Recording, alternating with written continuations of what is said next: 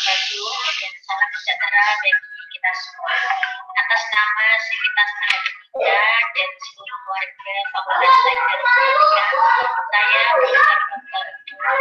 tingkat fakultas dan matematika Universitas Diponegoro mengucapkan selamat atas diterimanya saudara-saudari di fakultas sains dan matematika.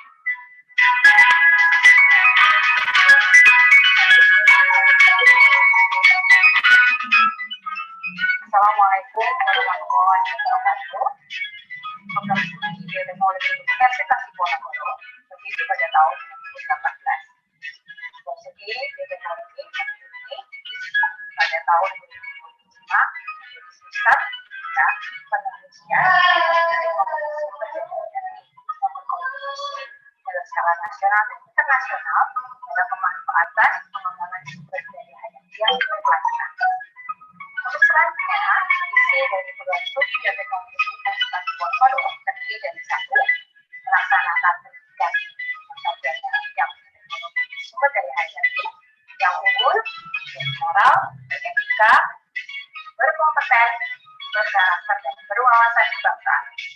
Misi yang kedua adalah melaksanakan dan meningkatkan kualitas penelitian yang kreatif dan inovatif dalam pemanfaatan pengembangan sumber daya hayati yang berkelanjutan berdasarkan prinsip-prinsip bioteknologi.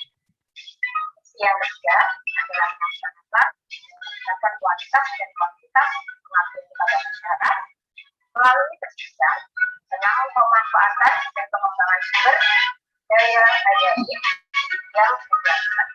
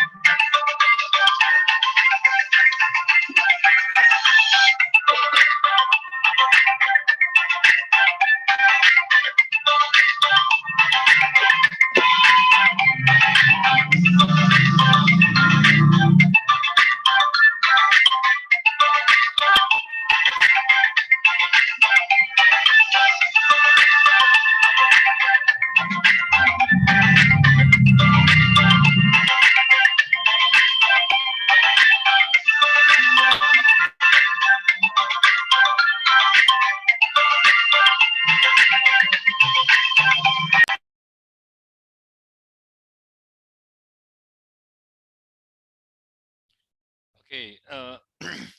Good afternoon, everyone. Good afternoon, Ajahn Chanaram. How are you doing? You still unmute? You still mute? Please unmute. Okay, good afternoon. Okay, good afternoon, all participants from Diponegoro University. Assalamualaikum. Okay, now we can hear you. Yes, okay. Waalaikumsalam warahmatullahi wabarakatuh. Okay, thank you very much for your time. The first session from your talk was very interesting. It was regarding the bacterial pathogen in fish, and now we will move to the second session, which is the development of vaccine in fisheries. So I think this is the last session for your event in this visiting professor, and we hope that after this event we can collaborate for the research for the audience who participate in this meeting. So I'm sure there are many participants who would like to have collaboration with you because your talk is very interesting for us. And I think without later ado, I will give you time for your presentation regarding your topic on development of vaccine for fisheries. Okay, time is yours. Okay, thank you very much, Dr. Anto. Yes. Before I will talk with the vaccine today, I would like to introduce our collaborations. Yeah, actually, the Pensacola University and Chulalongkorn University, we already have the MOU, right? Then, if some student that participate in this Zoom meeting, you interest to come to study with me or even with other professor in Chulalongkorn University in the related topic, especially in the fishery, aquaculture, and for me, even in antimicrobial resistance in aquaculture, you can contact me after this talk. Yes, we also have some kind of grant like we call 90-year scholarship of Chulalongkorn University, ASEAN scholarship, second century scholarship of Chulalongkorn University, and other many scholarship. If you interest, we can discuss about that later. Yeah. Okay. Let me share my slide.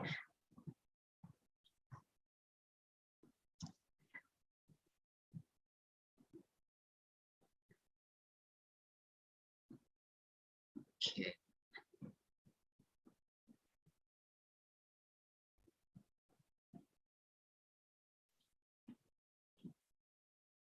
Okay, the slide of my talk today, actually I I developed from my PhD student PPT slide when her defend her thesis. Her thesis topic is development of mucoadhesive nano vaccines against coronavirus disease in red tilapia. But don't worry, inside the content inside is also contain how to develop vaccines in aquaculture.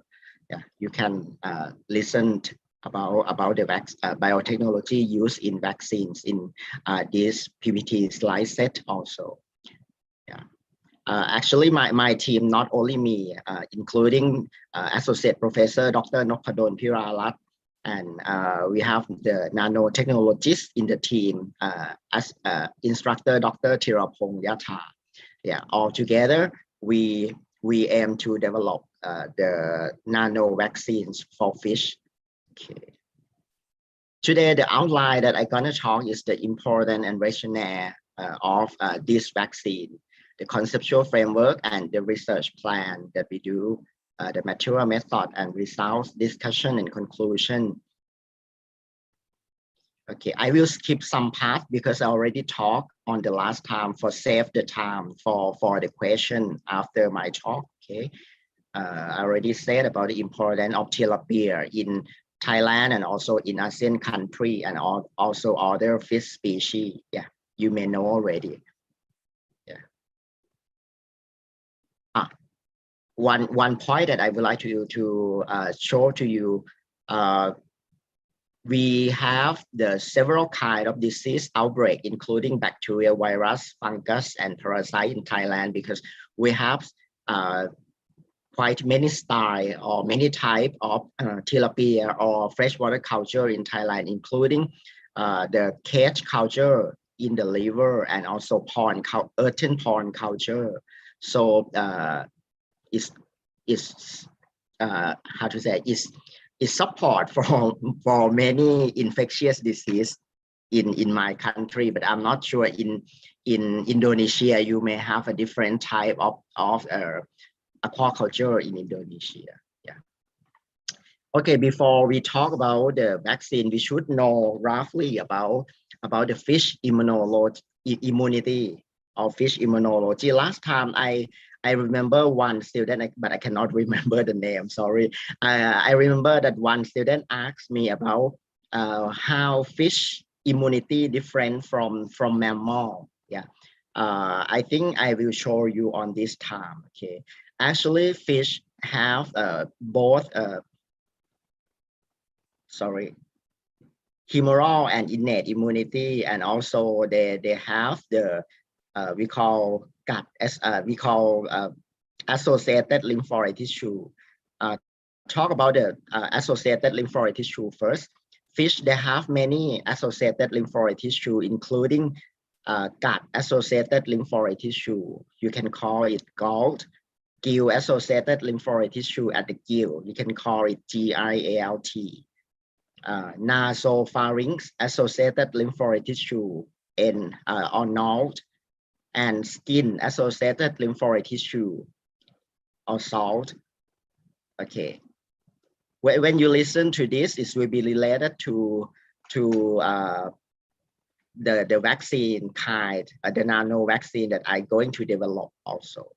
Okay, please remember all kind of associated lymphoid tissue, and also both humoral and cell-mediated immune response is also come from primary and secondary lymphoid organs such as head of kidney or head kidney, thymus, and spleen. Okay. For the innate immunity, they also have the similar to other mammals or other animals like macrophage and T cell, B cells. Okay. And some mediated that secrete from those cells. Okay.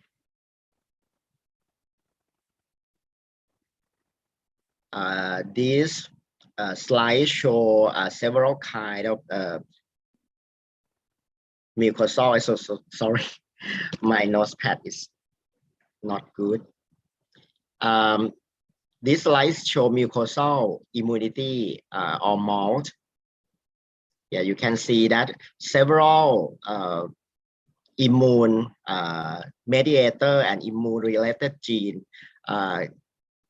contained in the mucosal associated lymphoid tissue as in the picture. Okay. Many cells and okay, when talk about the fish immunoglobulin, mainly fish immunoglobulin is IgM, IgD, and also IgZ or IgT. IgT usually secrete much in the mucosal surface of the fish, especially in tilapia. Okay. When compared to the mammals, you can see that they don't have IgG, yes, IgG, IgE, yes, and IgA. Okay, when we talk about the mucosal immune response in mammal and some other animal like bird and reptile, it will be IgA, immunoglobulin A, but in fish, they don't have IgA, it will be IgT. Yes. This is the gill associated lymphoid tissue located at the gill lamella and gill arch. This is the cells, several kind of cells in the lymphoid tissue of the gill when we see from histopath. Is a lot of this lymphoid tissue around the gill arch.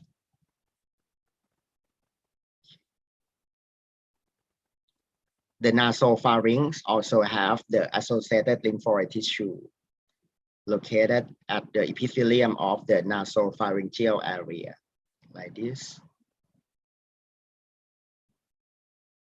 And also gut associated lymphoid tissue.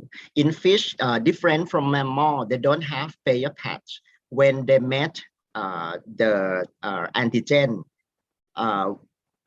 the gut associated lymphoid tissue will respond to the antigen, not the pair patch as in the mammal. This is one big difference between fish and mammal. Okay. But I think the function is similar. They respond to the antigen or respond to the pathogen and process the immune response of the fish.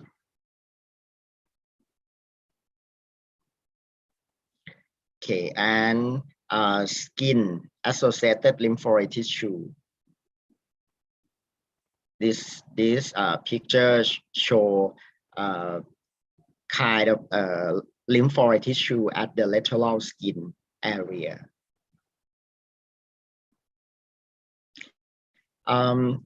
According of our talk last time, you can see that fish has a lot of pathogen, a lot of various kind of pathogen, including bacteria, virus, fungus, and parasite. And majority of the infectious disease is the bacteria. It's take around 55% of all infectious disease in the world. Okay, this PPT slide about Flavobacterium columnar, I may talk very little for some people that not listen to me last time, okay? Because I think I already talked a lot last time. Okay, Flavobacterium is one kind of bacterial disease that's very important. We can say that is the top 3 pathogen for tilapia in Thailand and also in ASEAN country. Is the gram-negative bacteria. For the characteristic, the characterization of the Flavobacterium columnar, you should characterize it into genetic group. For it's also important when you would like to develop the vaccine for Flavobacterium, because not much information study that if you make the vaccine from one genetic group, it can be cross protection another genetic group or not. So before you start making a vaccine, you should concern about this. And I think the best vaccine for this bacteria, you should make it as autogenous vaccine. This means if you know what kind of genetic group outbreak in your country, you should make the vaccines from that genetic group. Okay. In Thailand, we have a majority of the outbreak is genetic group 4. So on on this research, we make the vaccine from the genetic group 4 Flavobacterium. Okay. This morphotype and virulence we already talked last time. We already know that Flavobacterium columnar has 2 different morphotype, rough and smooth colony, or rhizoid and non-rhizoid colony. When before you start making vaccine for this bacteria, you should start from rhizoid colony. Even you already prove that some non-rhizoid colony can be infect the fish, but on my study is not good for using for develop the vaccine. When you would like to make it, you make it from rhizoid colony, it will be give the good protection for fish because it's the virulence one.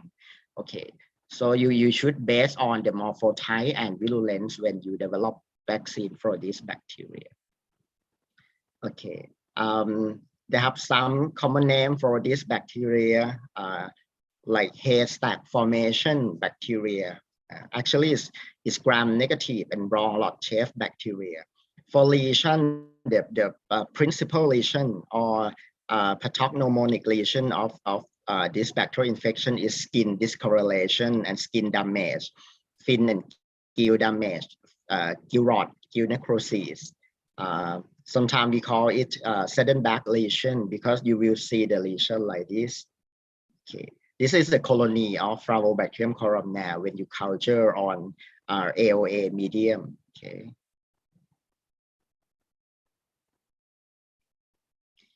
It's notorious pathogen because when it's infect to the gill of the fish, like the fish cannot make a respiration, they cannot exchange the oxygen with the water.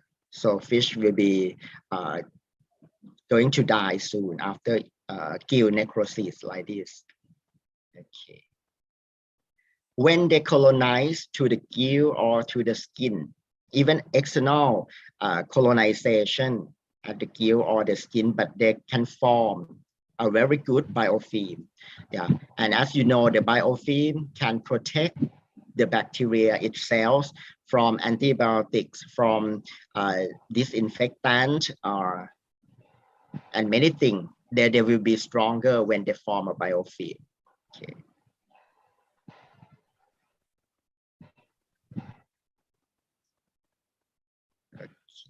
And one of the best enzyme for them to be a virulence for Flavobacterium columnar is chondroitin acylase. Okay, we also develop the primer from chondroitin acylase gene for detection of the virulence Flavobacterium columnar in our lab also.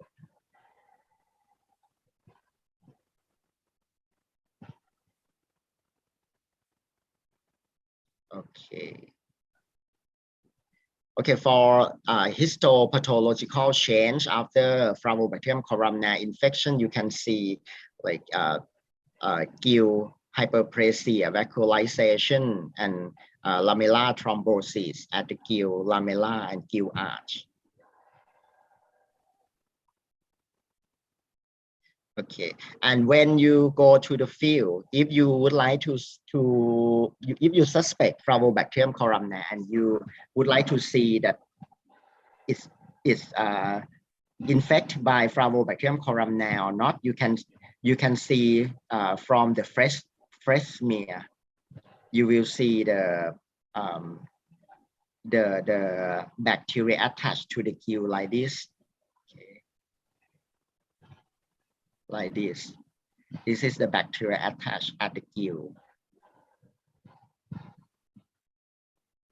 So when you screen by the microscope at the farm, after that you can select the appropriate culture medium for them, because as I said last time, if you suspect Flavobacterium columnar, you have to use AOA, anacker and odor medium for culture. You cannot use blood agar or McConkey agar for culture. Okay. Actually, this disease occur in the world of aquaculture many years ago. The people know it well, but we cannot find the best solution for prevent and control them in aquaculture. The solution that we use is including antibiotics. Yeah, but if you use antibiotics for a long time, the antibiotic resistance will be occur, and especially Flavobacterium columnar is from the very good biofilm. If you use antibiotic according to antimicrobial susceptibility test only, you base on antimicrobial susceptibility test of this bacteria. This means you use sub dose that you can treat. You can use for treat Flavobacterium columnar. And I think you know what happens if you use the low dose or sub dose of therapeutics. dose of antibiotics, the bacteria will get tolerance or get resistant after that.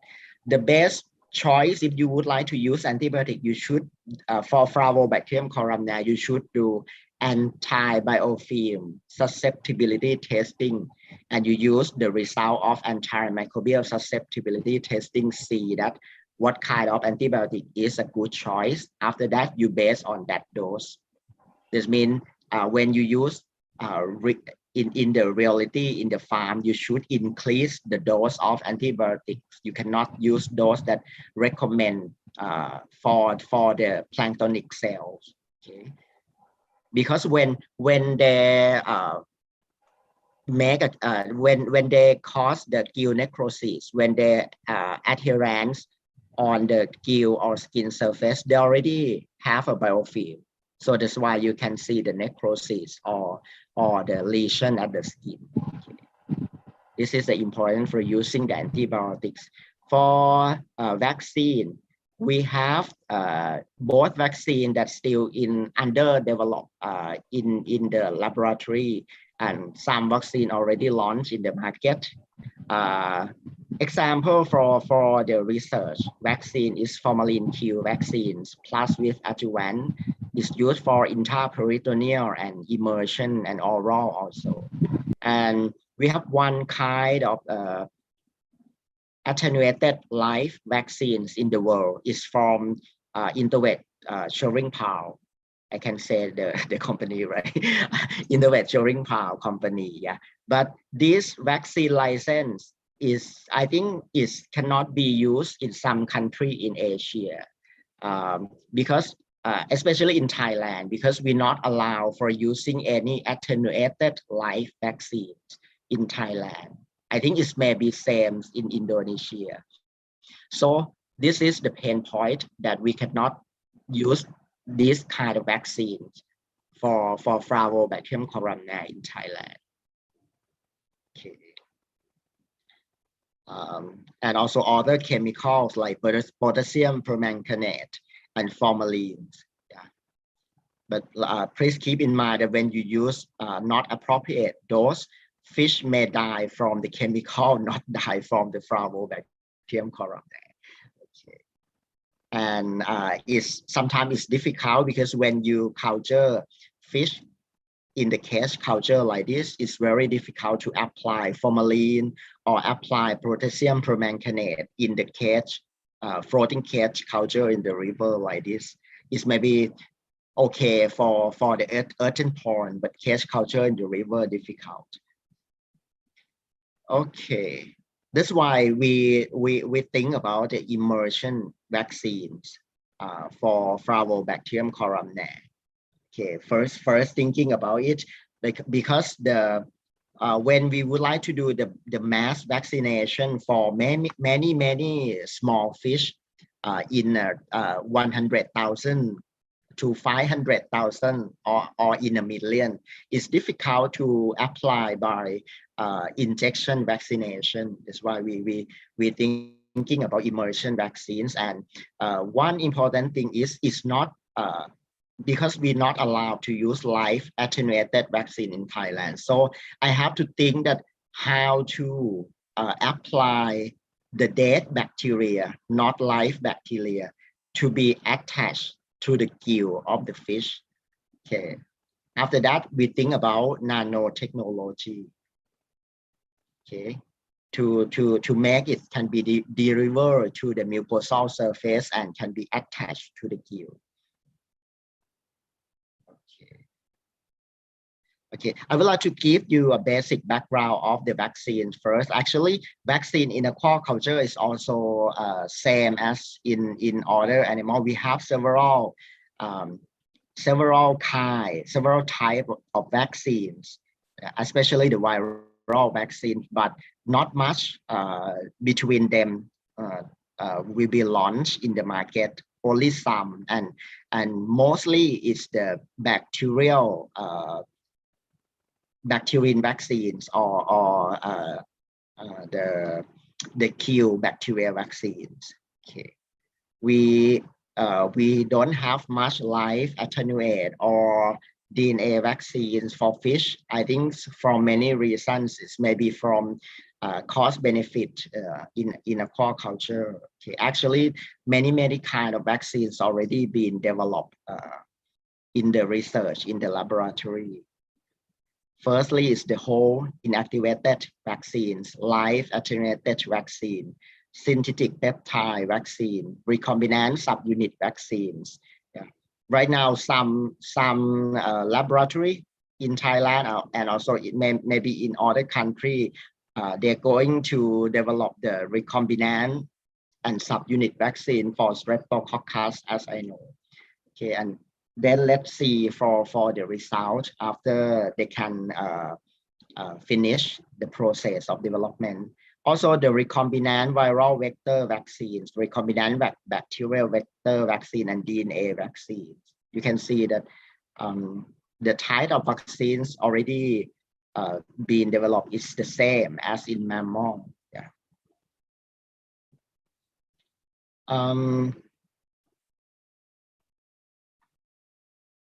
This one I already said a little bit. The limitation of apply inactivated or whole inactivated bacterial vaccine to the fish is normally we should use only intraperitoneal. When immersion is will be not good effective because not well effective because it cannot attach to the gill surface. If you give them alone, you have to combine with some adjuvant that can bring the antigen or can bring the inactivated bacterium to the surface, mucosal surface of the fish, the oral route also. So all is the limitation. That's why we think about immersion and apply with the Kaitosan or other nanoparticle adjuvants for bring the inactivated whole bacterium can be attached to the gill and attached to the skin of the fish. Okay. When we talk about the nanoparticle or nanotechnology, we have several kinds of nanoparticle like viral vector, non-viral vector, organic and inorganic nanoparticle. But if we use another one, it may be effect to the application in aquaculture. So we're thinking about the organic nanoparticle that after we use them apply as an adjuvant, it can be biodegradable in the aquaculture or in the water in the farm. So it will be safe for both animal and human and also environment also.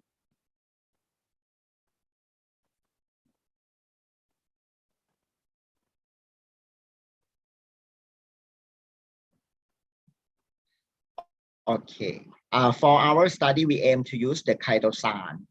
Okay, is the natural polymer that can be extracted from the natural source like crab and shrimp.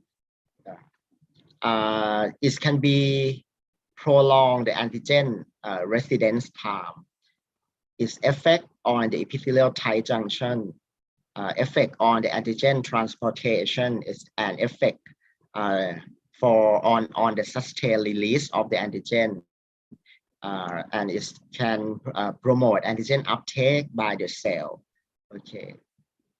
For us, it's a bit easy for use Kaitosan because the Kaitosan charge is positive charge. When we cover our antigen with the Kaitosan or positive charge, it can be easy to attach to the skin surface or gill surface of the fish because gill or skin surface of the fish is the negative charge like this. So we don't have to worry much about the charge of our nano vaccines. It will be positive after we put the Kaitosan, we cover by the Kaitosan, and our vaccine can be adhere or attach together with the skin or gill surface of the fish very well.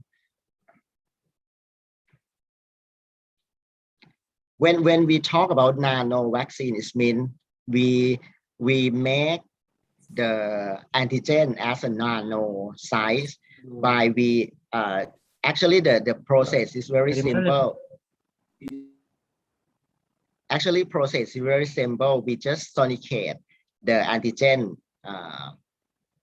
with the sonicator, and after that, the bacterial cells will be break, and some particles will be going to the nano size. How to know that one? We have to use the nano sizer to measure it, and if we use this nano size of bacterial cell alone, it cannot attach because, as I said, it's dead. It's the dead cell.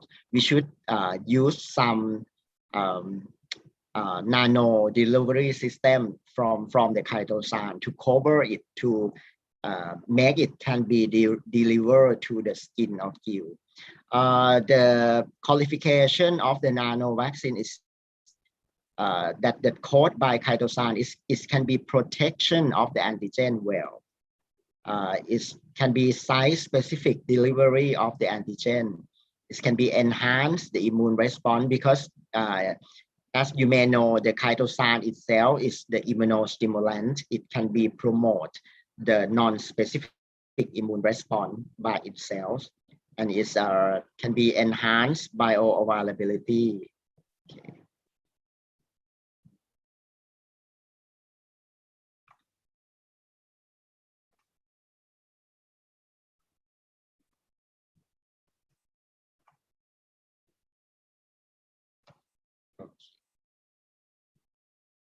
And lastly, is also reduce the side effect and dose.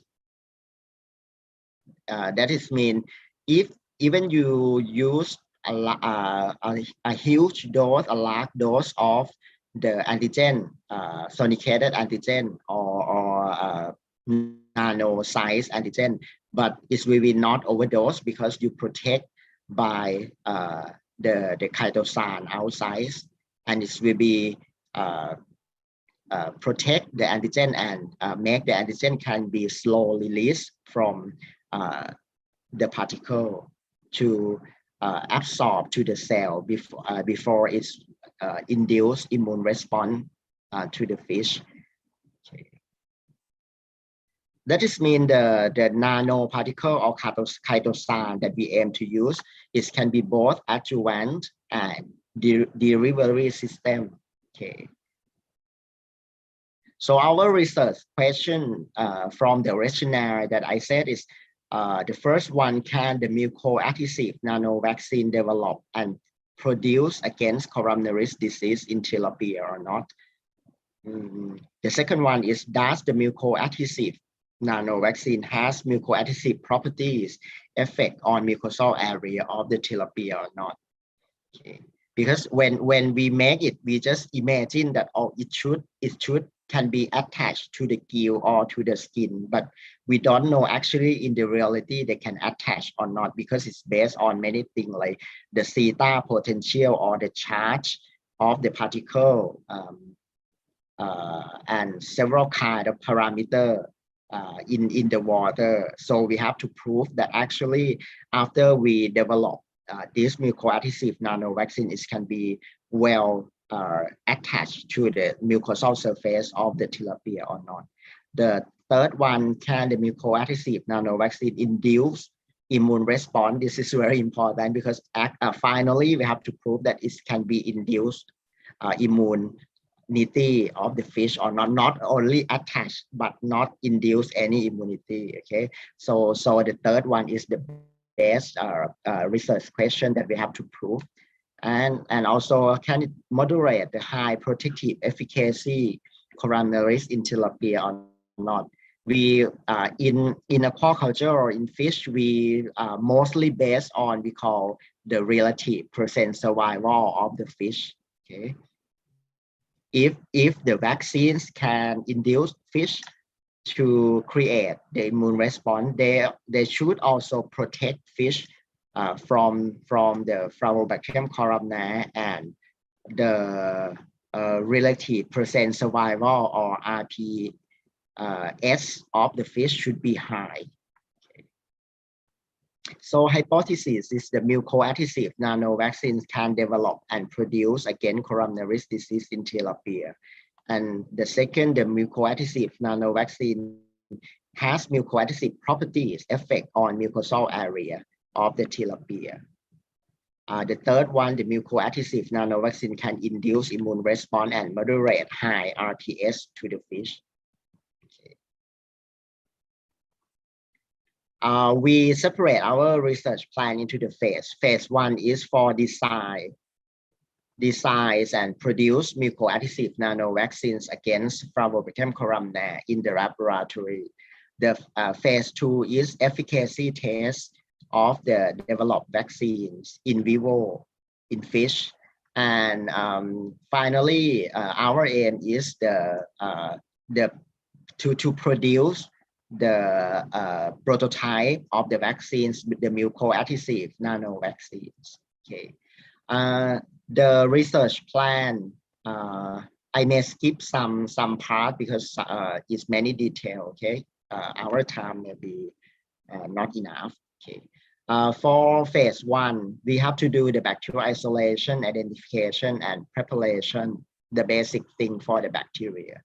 The second one is the vaccine formulation. This means you have to make the bacterial Flavobacterium columnar cells break and became as a nano size. And after that, you have to study physical chemical characterization of the antigen particle or vaccine particle. And after that, we have to prove the efficacy. We have to prove the efficacy test for permeability and mucoadhesive of vaccines particle. The phase 1 still in the vaccines preparation.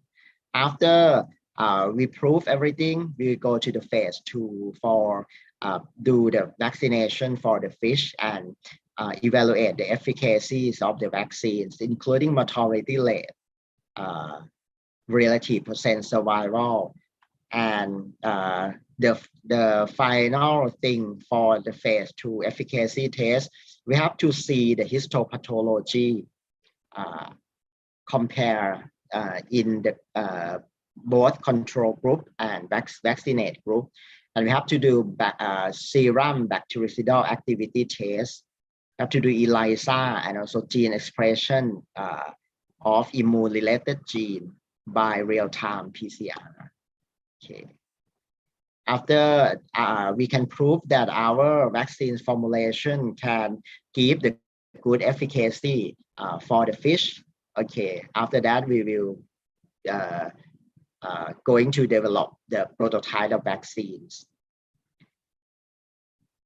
What is the physical chemical characterization? As I said, after we break down the cells of Flavobacterium columnar, we have to use the electron microscope and also synthesizer to see the charge, size charge of the nanoparticle that we make by sonication,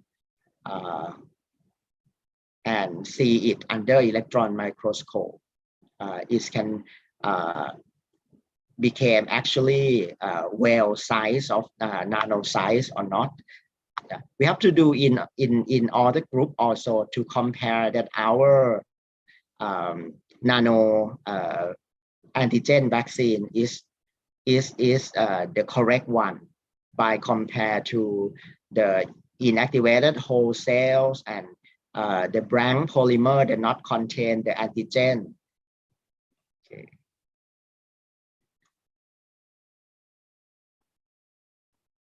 Okay, this is a roughly process.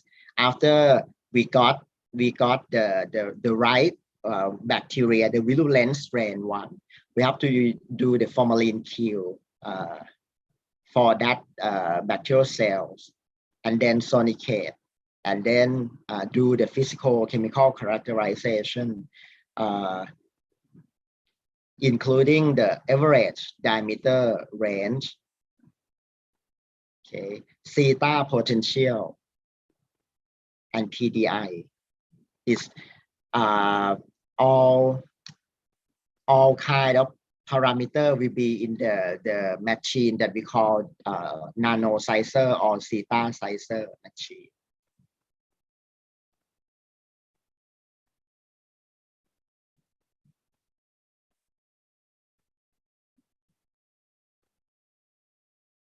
Okay, next step for proof that it can be muco-adhesive at the name that we give or not. So we have to see the muco-adhesive properties of our vaccine preparation and permeability test.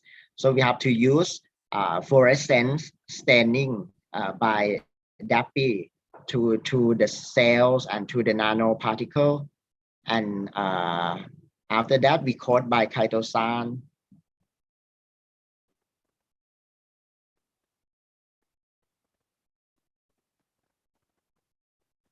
After that, we coat by Kaitosan and we incubate it like we do the vaccines to the experimental fish. Okay, we immerse for 30 minutes and then we see the gill tissue under electron microscope to see that the DAPI stain nanoparticle vaccines can be attached to the gill or not. Okay, and after our experiment, we can see that the Kaitosans coat nanoparticle vaccines can be attached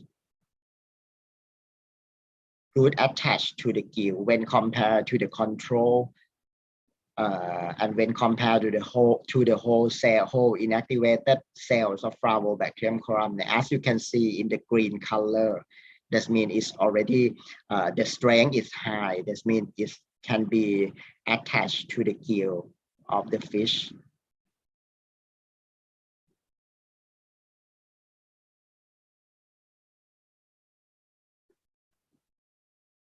Okay, and we have to set the group of experiments as the whole cell inactivated Kaitosans nano antigen encapsulation, and then the pure polymer and the control of the polymer without the antigen.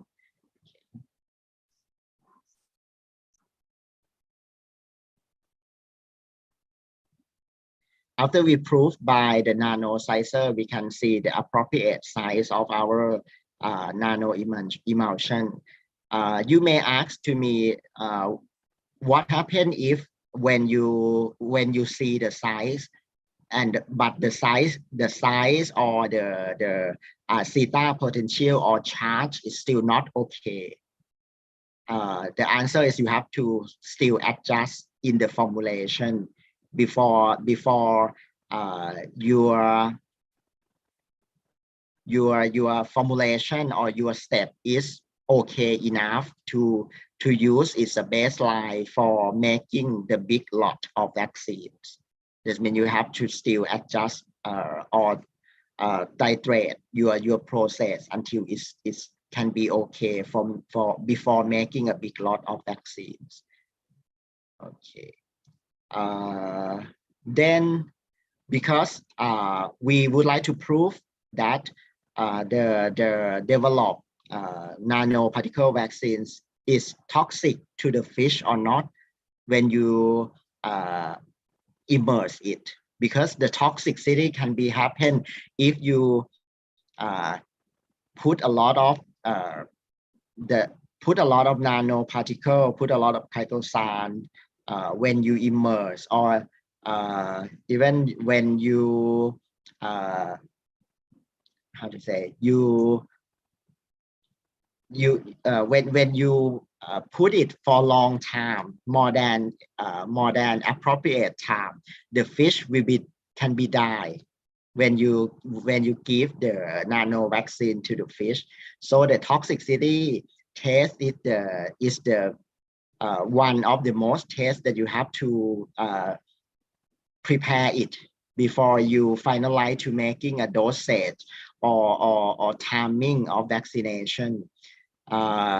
When we test in the laboratory, we found many times that if we put our nano vaccines longer than like 30 minutes, fish going to die, because when we use the nano vaccine by immersion, all kind of Kaitosans and Kaitosan cover antigens is will be attached to the surface, to the mucosal surface, especially gill. And if they attach much, they will block the respiration of the fish, so fish can be die. So you have to titrate the toxicity or titrate the time, appropriate time for them also. Until for our test, until we can find that for fish around 5 grams, we do this test as a replicate. We found that we should put the Kaitosan cover nano encapsulation around 1/100. That means you use 1 cc of the nano vaccine, you have to use 100 cc or 100 ml of the water. This means 10 ppt. And the immersion vaccination, we can see that the longest time that we can allow the fish live together with the nano vaccine is around 30 minutes. But in the experiment, we test 10, 30, 60, 90, and 120 minutes. We can find that around 60, 90, 120 minutes fish die, almost all. So we have to limit the time for vaccination for immersion vaccination, not more than 30 minutes. Yeah. And the focusing point when we do the immersion vaccine is the dissolved oxygen in the water. It's very important. If you allow the dissolved oxygen in the water low, fish can be die also, because it's hard to respiration, and also and if the water has low DO, fish cannot it's difficult to survive. So you have to maintain DO more than 5 milligrams per liter. Okay. If lower, is dangerous for the immersion vaccination. I think it's also same with another chemical that you use. For example, when you use potassium permanganate or formalin or other chemical, if you use it without the aeration or without the oxygen, it will be dangerous for fish because difficult to respiration. Okay.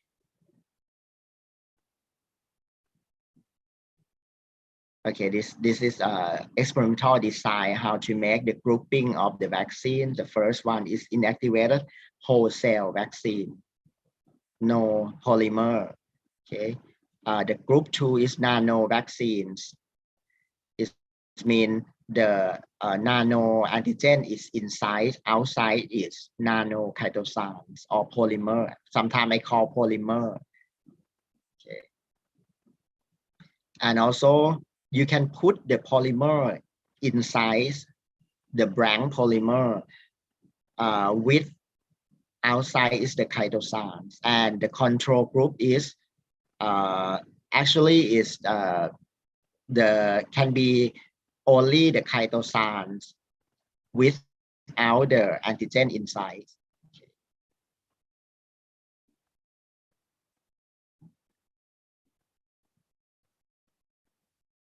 Okay, and this is the trial one.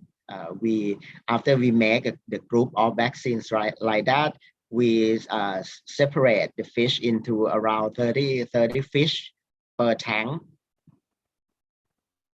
Okay, and then do the replicate. at the day 30 after vaccination or after immersion, we collect fish for any test, and then we challenge with Flurobacterium columnar as day 60 after vaccination. Okay, and still keeping, continue keeping and challenge 90 days after vaccination and 120 days after vaccination, because we have many group of the fish and many tanks.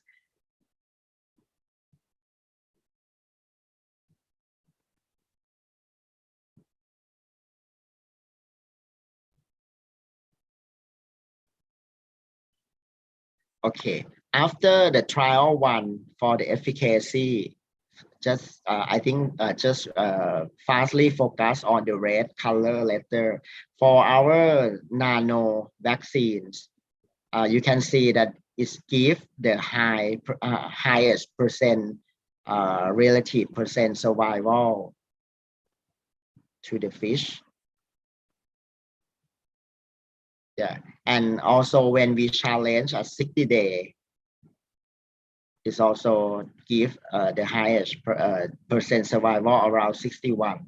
But when we challenge at 90 days and 120 days, okay, the relative percent survival is still highest, but it's not much percent of relative percent survival as we hope. Is still low as 50 and 36. So when we recommend for our vaccine, we just recommend it for protection fish only around 60 days. Okay, but sometime around 90 days, it can still protect some of the fish and can give around 50% so relative percent survival also.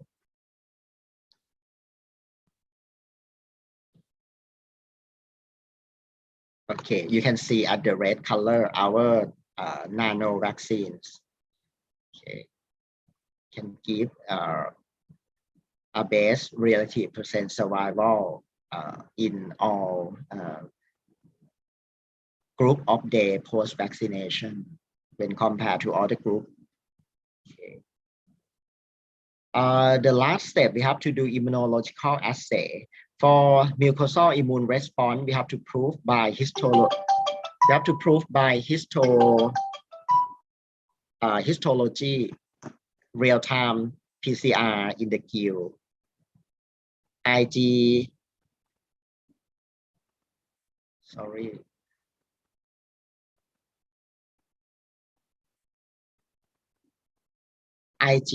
IgT, MSC class 1,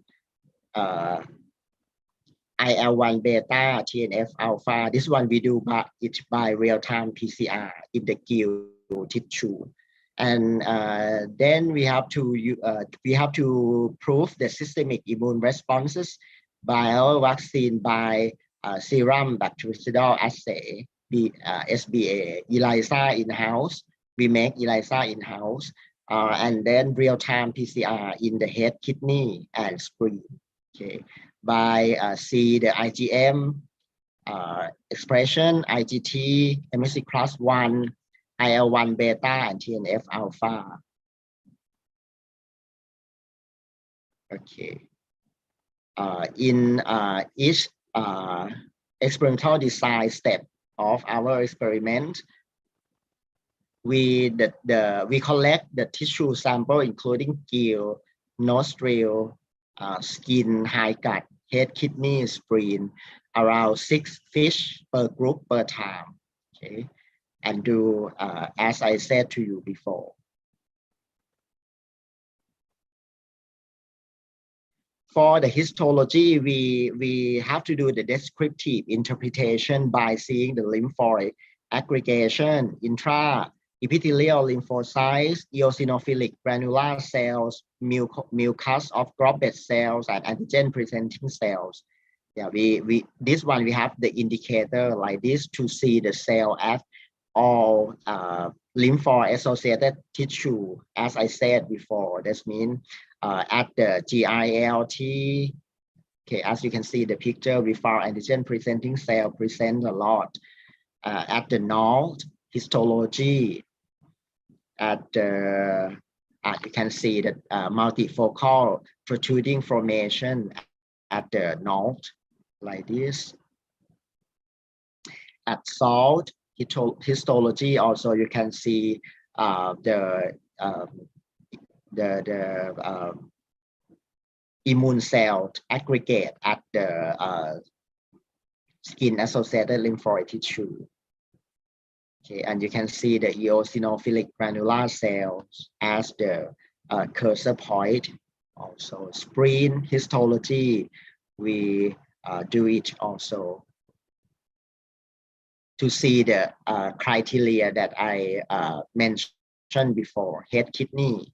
Okay, and after that we do gene expression with the real-time PCR by using primer set in this table, mentioned in this table, including including TNF alpha, MSC class 1 beta, IL-1 beta, IgM, IgT. Okay.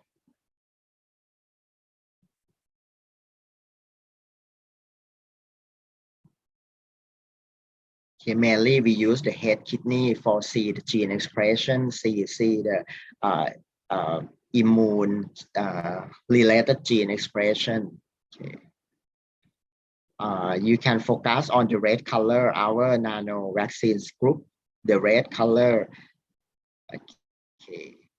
Almost is highly expressed when compared to another group of vaccines in all kind of criteria of the immune related gene that I mentioned.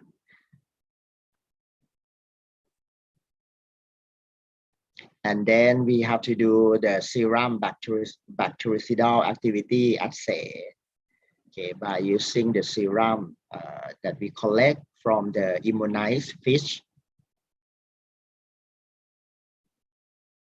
Co-culture with the Flavobacterium columnar, and after that we have to plate on the standard plate count on TYES agar to see that how much the bacterial cells can be killed by this serum. Okay.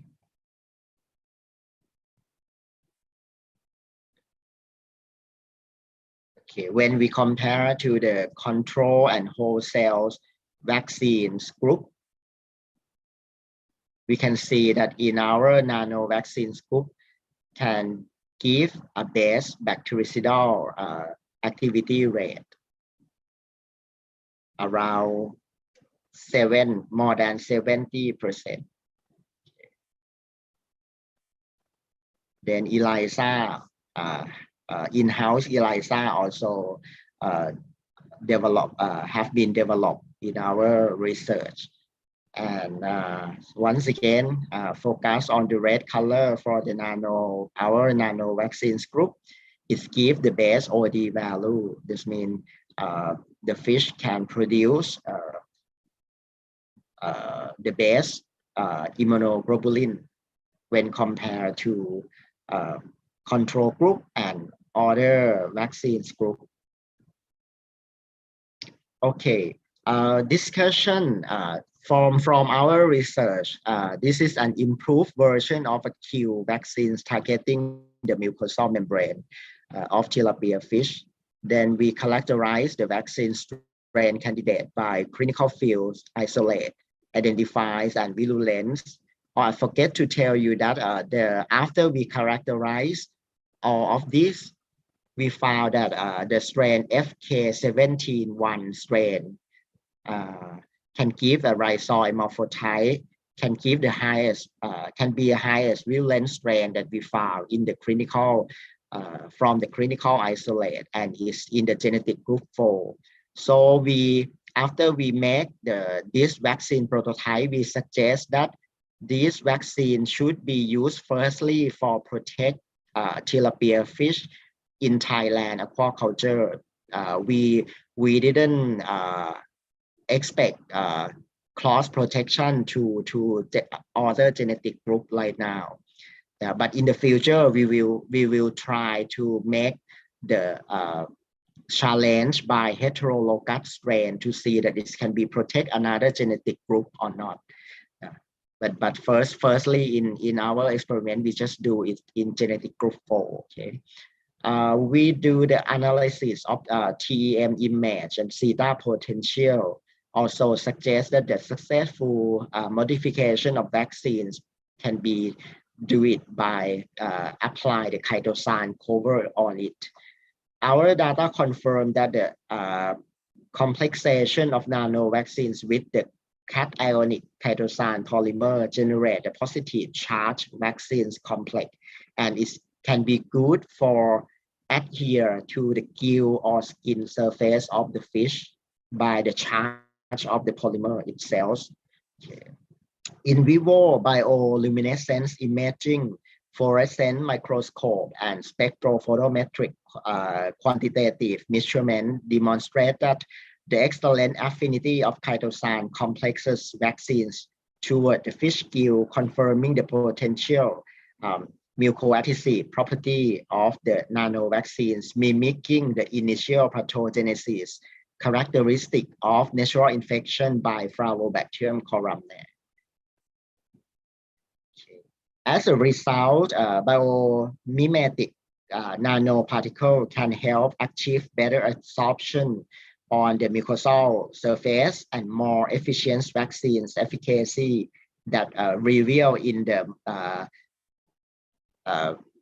associated lymphoid tissue histology. Okay. Mucosal associated lymphoid tissue histology. A significant increased cell-mediated immune response by a higher antigen uptake and induction of leukocyte cell infiltration in accordance with the immunoglobulin M and immunoglobulin T gene expression in gill mucosal immune organ. The modulation of humoral immune responses, including high serum bactericidal activity and high immunoglobulin M responses.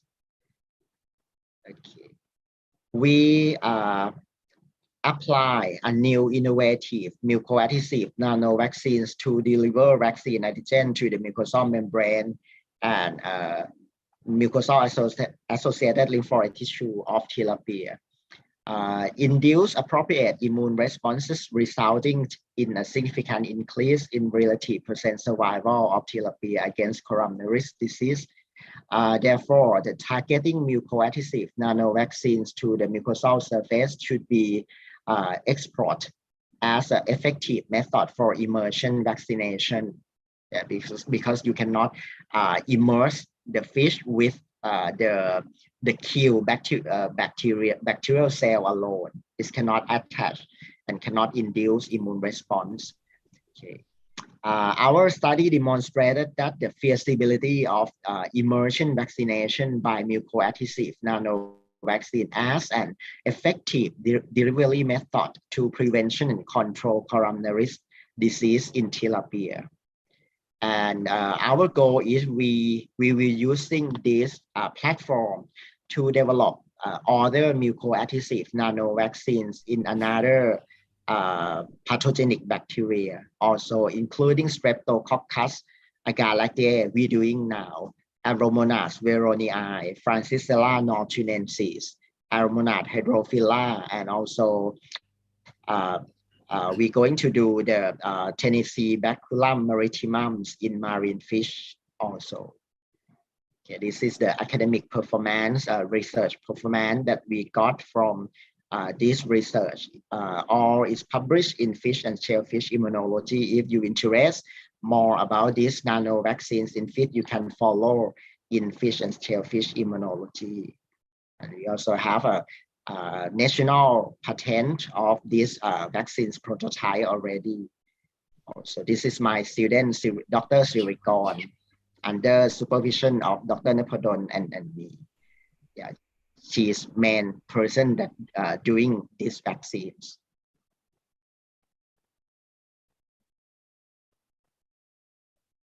Okay, thank you very much for your attention. You have a question you can put in the chat box.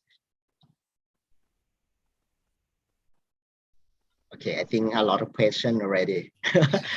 Okay. Thank you very much, Ajahn Chanarong.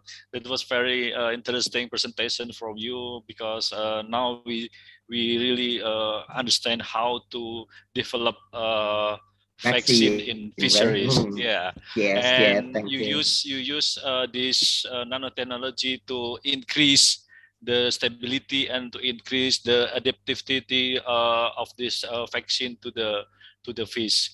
Okay, so we move to discussion, and Okay.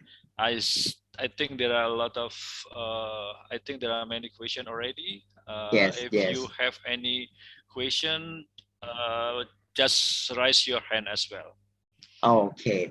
Thank you very much, Okay. Dr. Anto, So for conclusion. I think the vaccines development as you conclude is okay. It's for our nano vaccines. But actually, if you would like to do another kind of vaccines, I think process is also the same, especially how to prove the efficacy of the vaccines, how to make it how to say how to kill the bacterial pathogen or viral pathogen. I think all process is also same. You can also use this process in other kind of vaccines also. Okay. Dr. Anto, the first one is from Dr. Santi, right? As I can see in maybe, right? Dr. Santi. Thank you, Professor Rodcom. Thank you for well explained presentation. I'm sorry if I missed some point.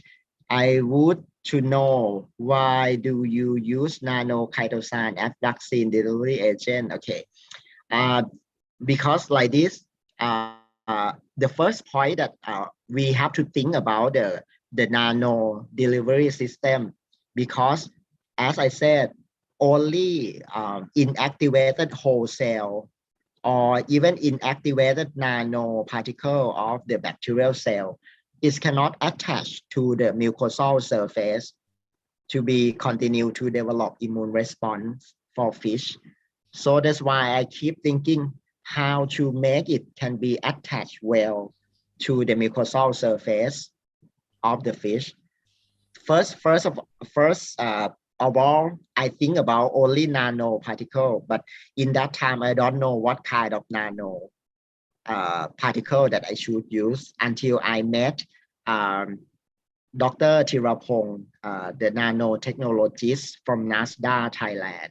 Then he suggests me why I don't try use the Kaitosan, because it's natural product, it's nanoparticle, and it can be induced it can be induced the immunity of human and animal also. In animal, they use Kaitosan as nano delivery for drug and vaccines many years ago. It's not the new technology for using nano Kaitosan, but we just apply to use it in with fish vaccine. Yeah. Okay, and the good thing for the Kaitosan is can give the positively charge. How good? Because the positively charge can attach to the skin and gill surface of the fish very well, because skin and gill surface of the fish is the negative charge. Okay, so positive and negative can be adhere together very well. Okay, the next question. Could you please recommend material requirement for vaccine delivery agent? For this kind of vaccine that we are developing, no need any special equipment. Just we emulsify it together. Then the Kaitosan will be cover the nano antigen that you make, that you make it by sonication, and after that you just have to prove that they are going to be a good qualification or good characteristic as a nano vaccine or not. I think you may going to ask about the nano sizer, how to use it, right? Not sure. Actually, nano sizer, I think right now all country already have it.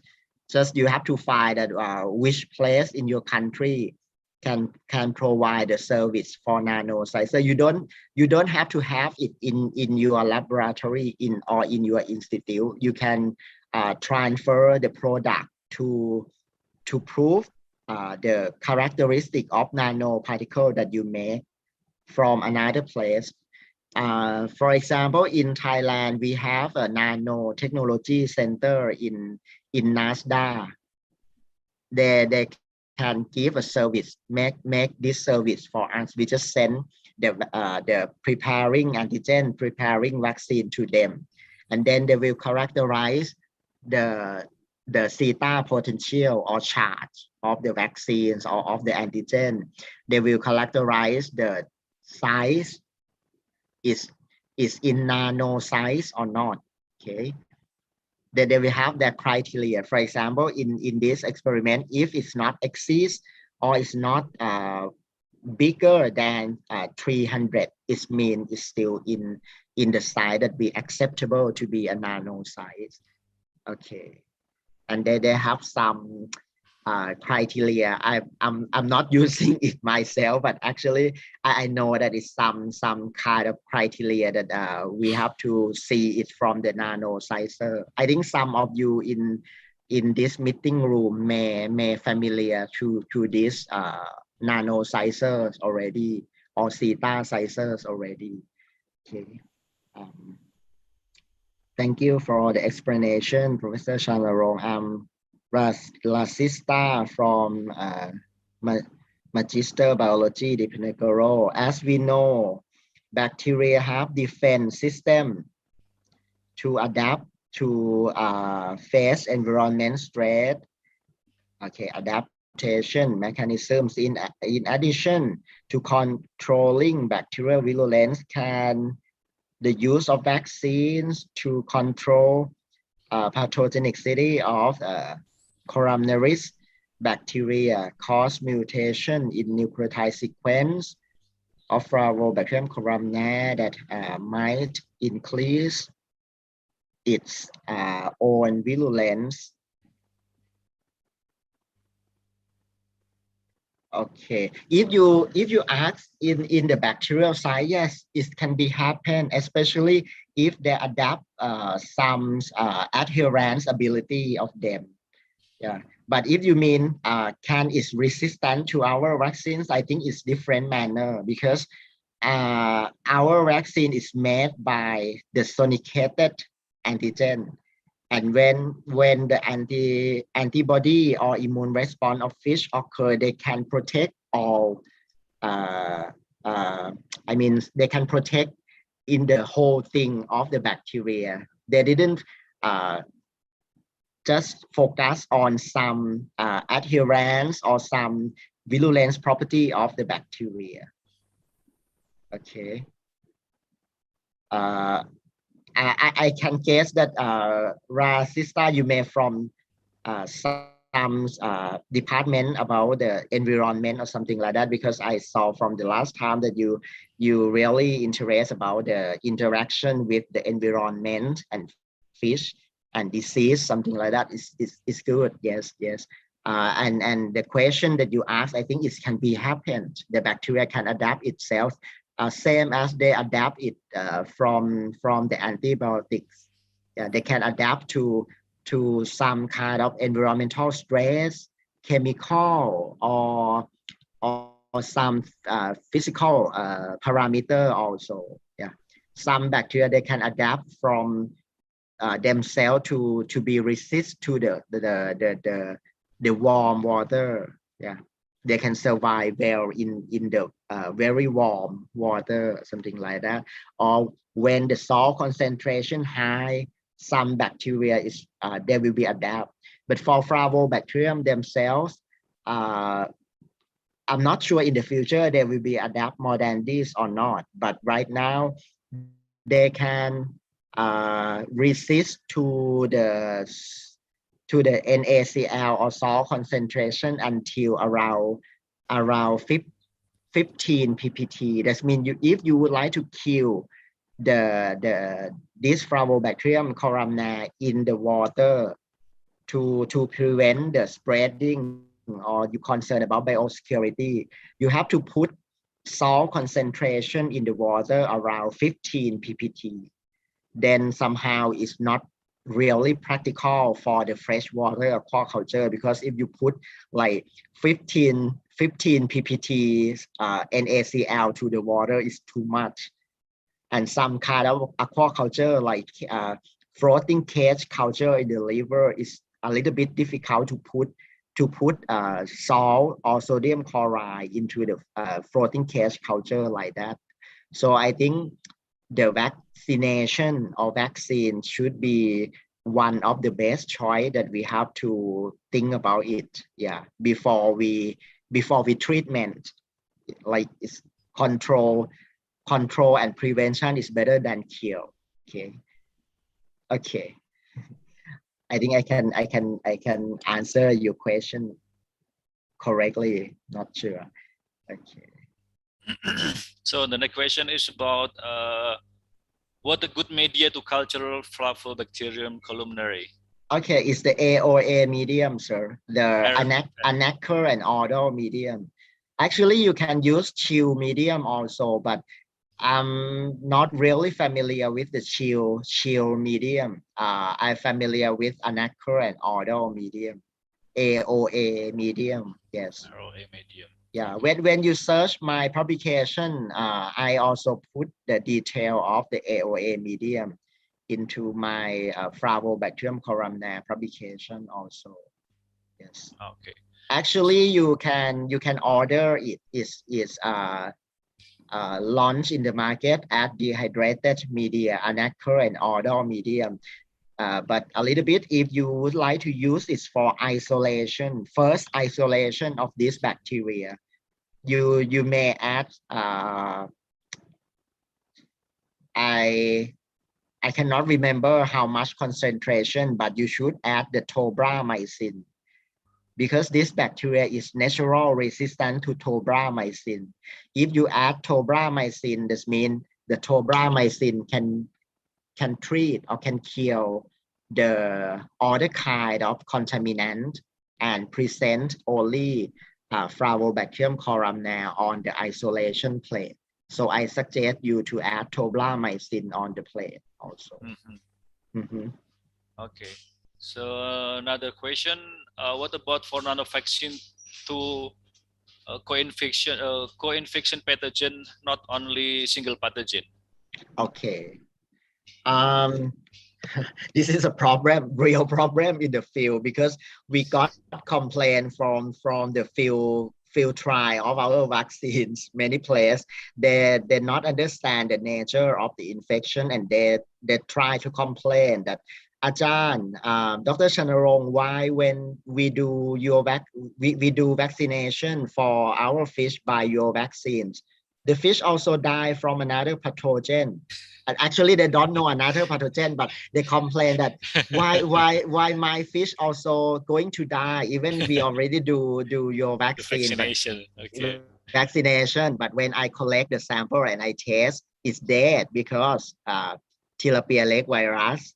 It's dead because aromonad veronii. But the farmer they don't have the deep knowledge like that. We have to explant. Actually, our Flavobacterium vaccines, we claim for only the Flavobacterium columnar, and actually we claim only genetic group for Flavobacterium columnar, because the vaccine is very specific. If we would like to claim other genetic type, like type 1, type 2, or type 3, we have to prove it for them also before also. But right now we can say that we still not prove it.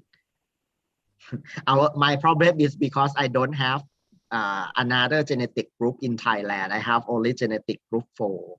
If I have in the future, I will do the heterologous testing that it can be cross protect with another genetic type or not. Yes. Okay. So another question is from Bahasa Indo, and I will translate to you. So the question is from Ibnu Badawi from Biotechnology Diponegoro University, and his question is to handle fish in the big scale, for example, in the river or in the lake, can you use this vaccine as well? Yes, it's a good question. Actually, this vaccine we recommend for the small fish, like 1 to 5 grams of fish. This means we suggest it's for fish after the hatchery process. Okay. Okay, and you can as the step of tilapia culture last time that I present, you have around 4 steps of tilapia culture, right? Actually, you can do this vaccine in the step of 1 to 5 grams in the hatchery. And after you transfer this fish to be a grow out pond, you can make this vaccine again, because we claim only around 60-day protection. That means you can, 60 days. yeah, if you have a chance to harvest the fish and immerse it again, it can be okay. Yeah, you can do it around 2 to 3 times, but we have to talk about the dosage, because dosage that our research group recommend now is for fish in the size of 1 to 5 grams. Some of them may ask, can I do it for fish around 10 grams or 50 grams? You can, but we have to talk about dosage again, because the dose may be not enough for the big fish like that.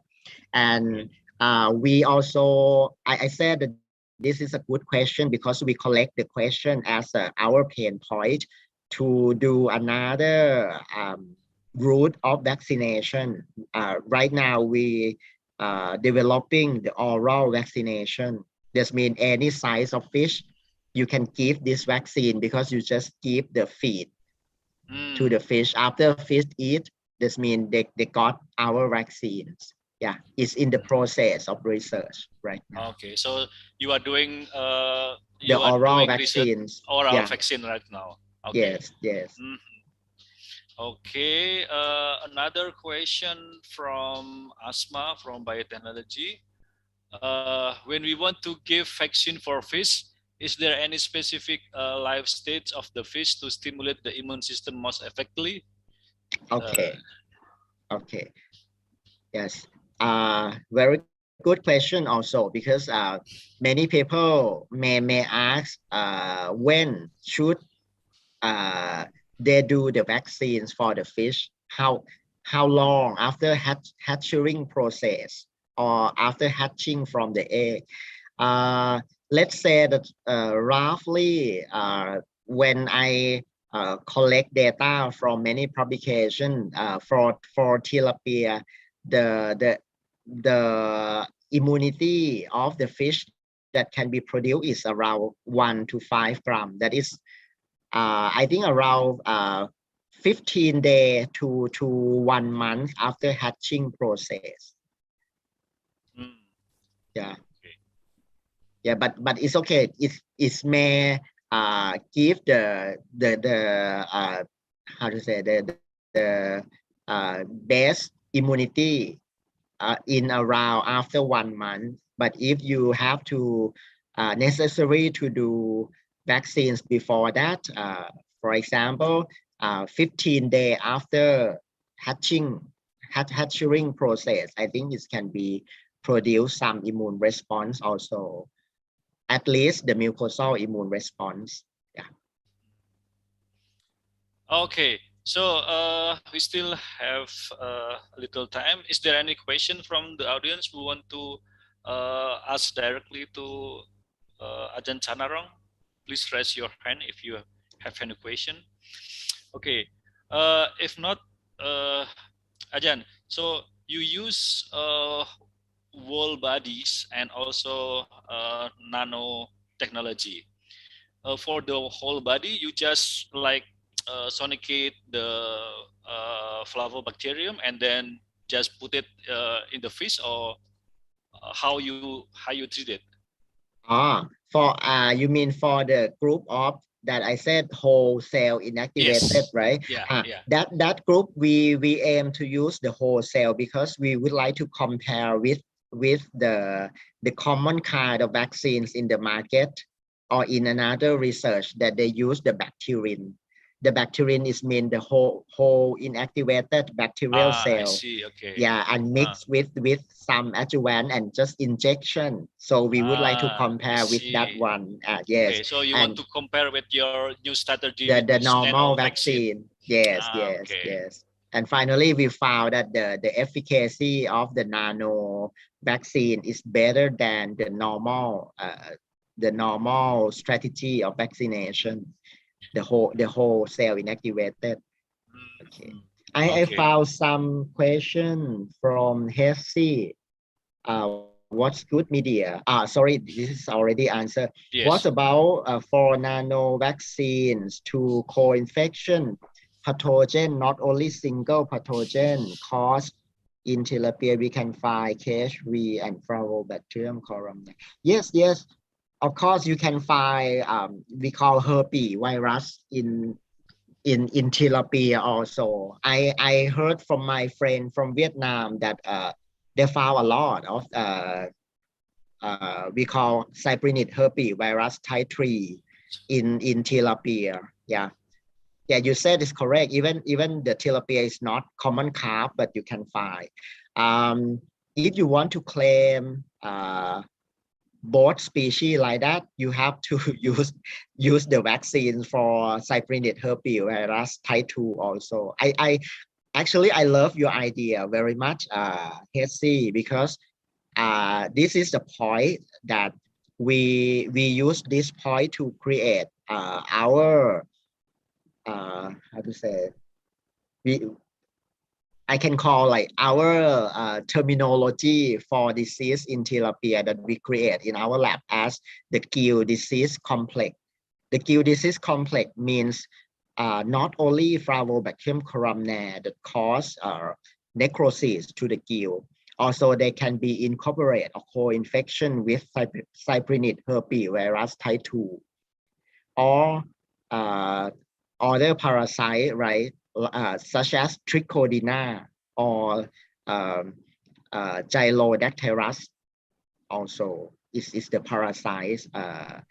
And in common carp and also in goldfish, in Thailand, we also found gill disease complex also is caused by Flavobacterium columnar and cyprinid herpes virus type 2. So that's why I said that your idea is very good, because if we would like to claim our vaccine for protect the gill disease complex like that, we cannot apply just Flavobacterium columnar nano vaccine alone. We have to develop KHV vaccines or cyprinid herpes virus 2 vaccines for fish also. Yeah, this is our next step also. Thank you very much for your suggestion. Okay. So her last question is, the nano vaccine is dry or liquid? It's the liquid. It's the liquid. Our dose is we prepare it in a liter. For 1 liter, we claim for 100,000 fish in the weight of 1 to 5 grams. Confused? Are you confused? So that means when you apply our 1 liter of vaccine, you can use with the 100,000 fish. Yes. Okay. In the weight of 1 to 5 grams per fish. Yes, this is our dosage. If you would like to apply our vaccines in the bigger fish like this, for example, 50 grams of fish, you may have to decrease number of fish. Okay.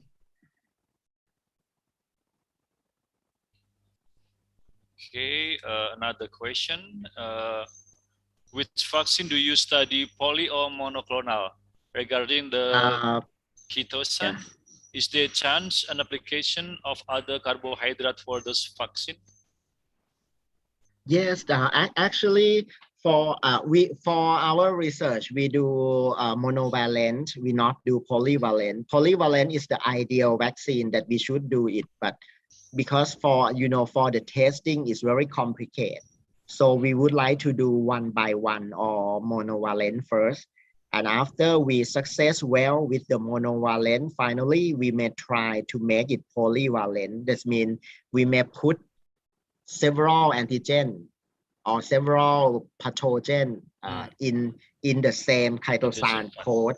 Yes, yes. But right now let's us start by monovalent first, Monoclonal. one by one. Yes, yes. Okay, so another question: is there any other carbohydrate base beside Carbohydrate. Kaitosan? Yes.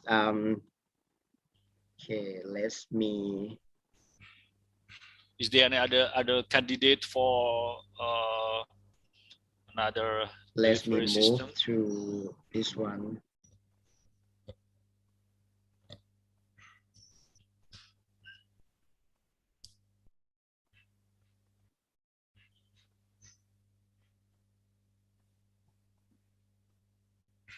Actually, right now my student try another polymer, 2 to 3 kind of polymer, but honestly, sorry, I forget the name of that polymer. I would like to turn back to this PPT.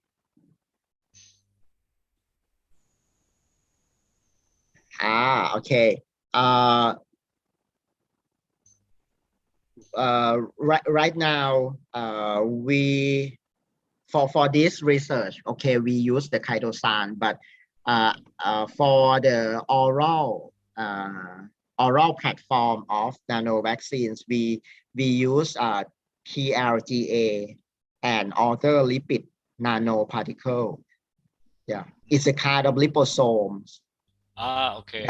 Yeah, we apply this one for the oral vaccination, and actually they my student, my postdoc, they add some other kind of sugar to be make it can be attached to the uh, to the intestinal epithelium very well. This mean after the nano polymer can attach to the epithelium, this sugar can make the antigen that will release from the particle can absorb to the cell very well. But sorry, I forgot the name of that sugar that they use. Yeah, they're going to publish soon. I have to see Okay. in the manuscript again. Okay. So the last question is, what is mobile and solid phase for your vaccine? Mobile mobile phase, right? I'm not sure what you mean. Yeah.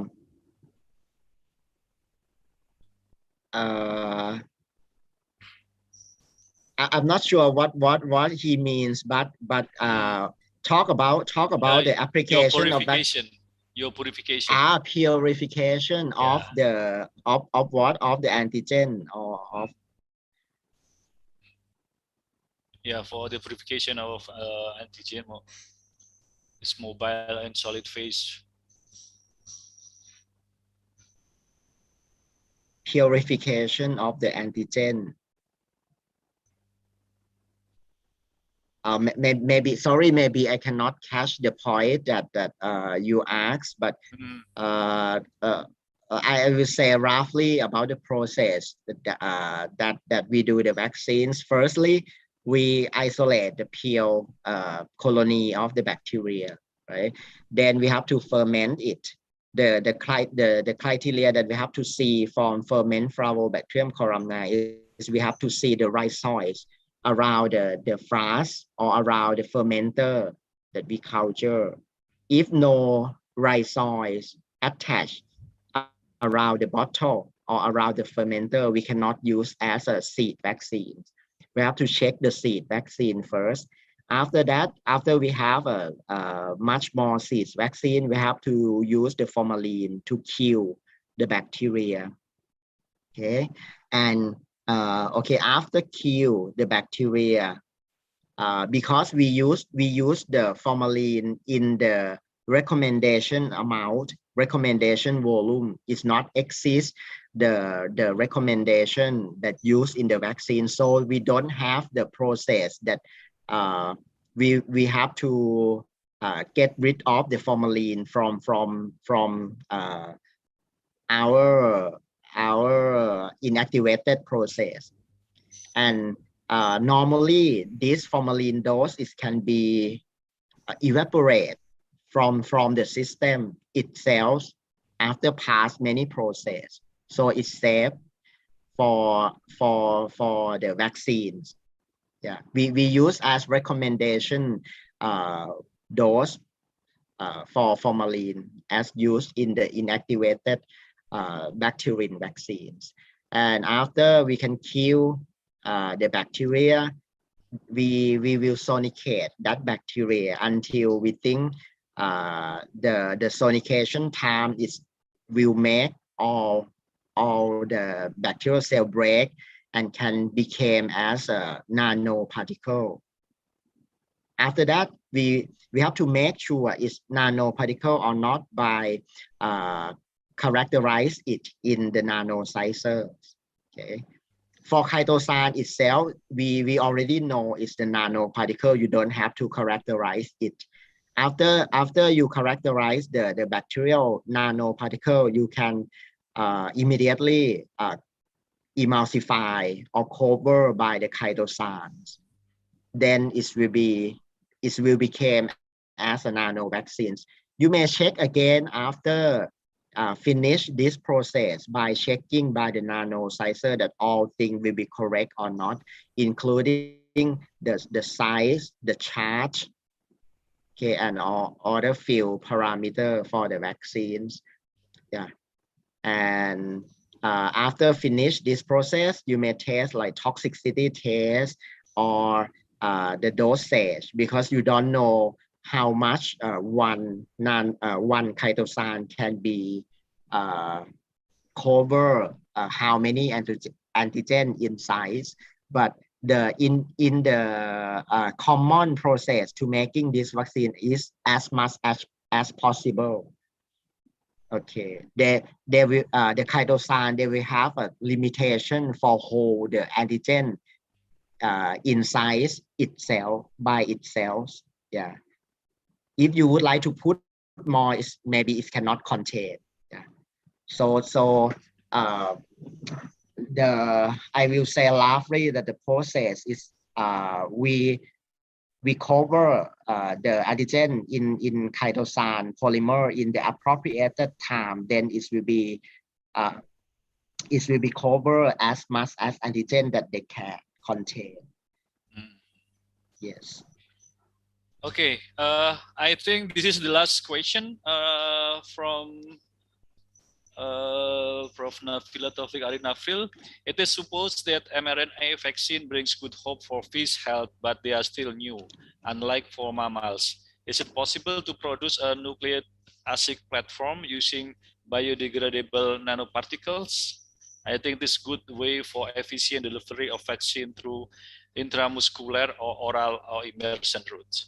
Yes, it can be possible. This guy, Dr. Nopadon Piralat, my colleague, he do the KHV mRNA vaccine right now, but it's still in the research. Yeah. One of his students do that.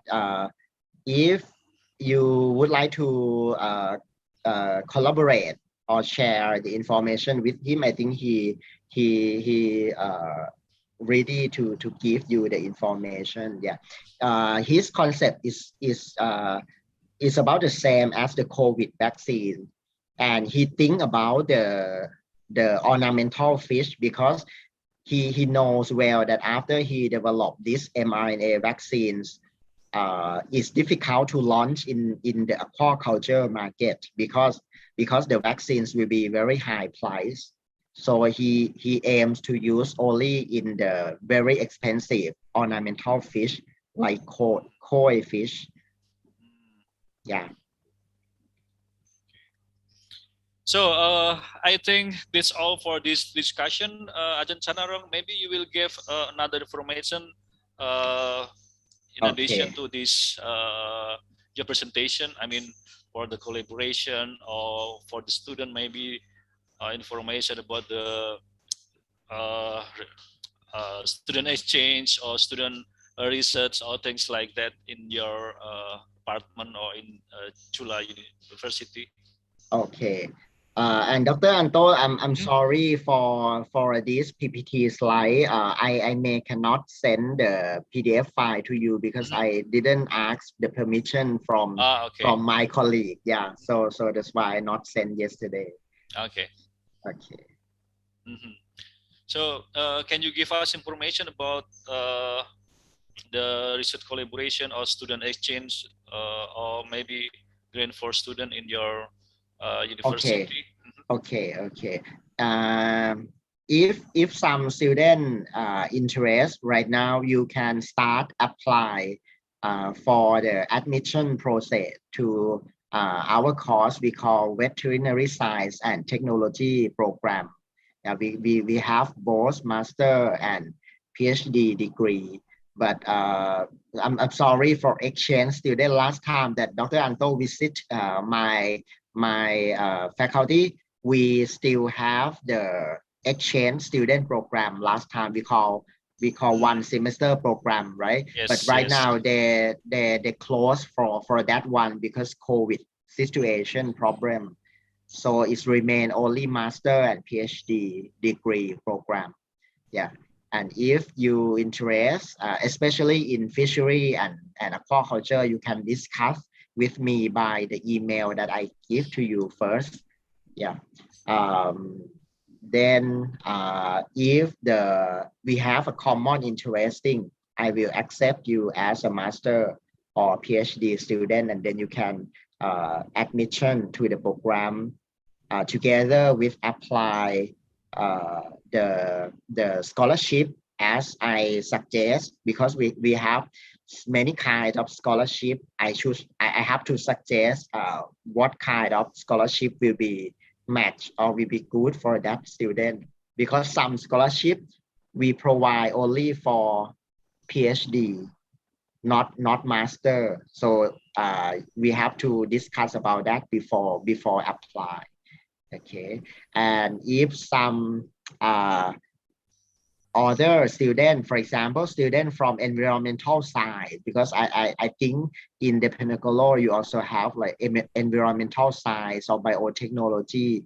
You can also ask suggestion from me to present you to another professor in the veterinary public health that they do much in environmental science. And I'm not sure. Do you have veterinarians program in the Penogoro, Dr. Anto? Not yet. Not yet. Okay. We have Faculty of Marines and Fisheries. Okay. And also biology, biotechnology. So it's related with that. Okay. If you have that program is will be matched to Dr. Nopadon, me. Yes, in Chulalongkorn we have around 2 or 3 persons that participate in marine science and aquaculture. You can talk with both of us. Yeah. And for Dr. Chirapong, as he is the nanotechnologist, if you would like to do something related to the nanotechnology, but maybe not in fishery, you can also talk to him also. Okay. So Dr. Terapong Yata is from nanotech, yeah?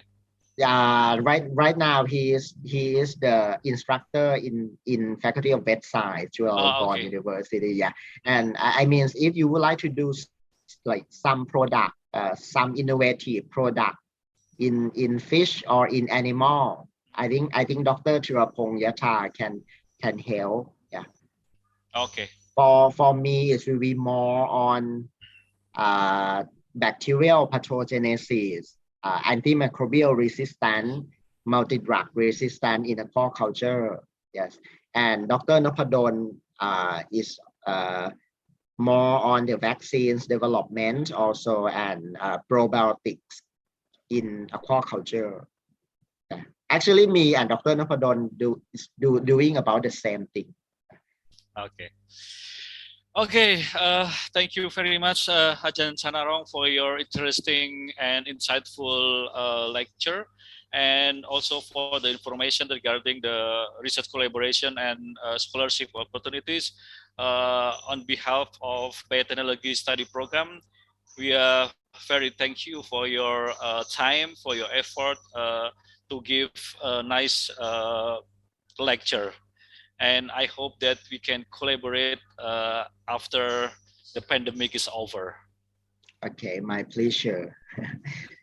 Okay, again, thank you very much, and see you in another time if we have another opportunity. Thank you very much. Okay, thank you very much, everyone. Have a good time. See you later. Thank you. Thank you. See you later.